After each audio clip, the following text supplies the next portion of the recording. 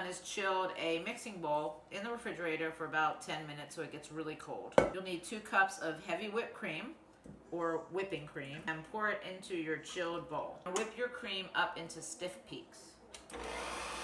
Okay, our cream is whipped into stiff peaks, and as usual you can tell if it's stiff peaks if you can turn the bowl over and it doesn't fall out of the bowl. Now we're going to take our whipped cream and just set it aside just for a minute. Now in another bowl you're going to take 1 14-ounce can of sweetened condensed milk. Now add about 1 teaspoon of vanilla extract and a half cup of unsweetened cocoa powder and a pinch of salt. Now blend all this together so it's mixed really well and everything is combined. Just like that.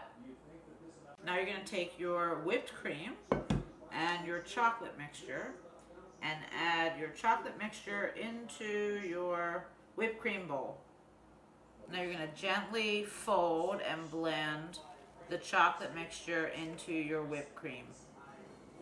And that's it. How easy was that? I'm just going to put them in individual containers just because it's easy and you have individual servings.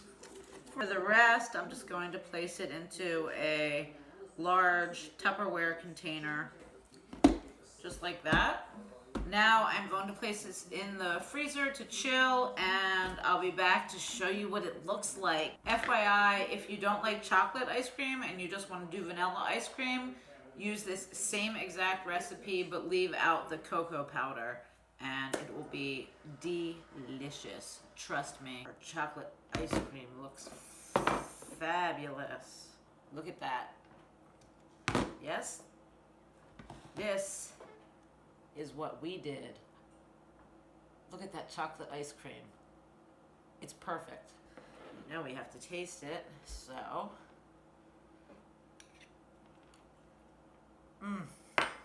This is superb. You can also get creative. Add fruit in it, add nuts in it. You can add caramel swirls in it, almonds, whatever you like. Just be creative and use this as your base recipe. Anyway, and that's all I got. I'll be back later for another video.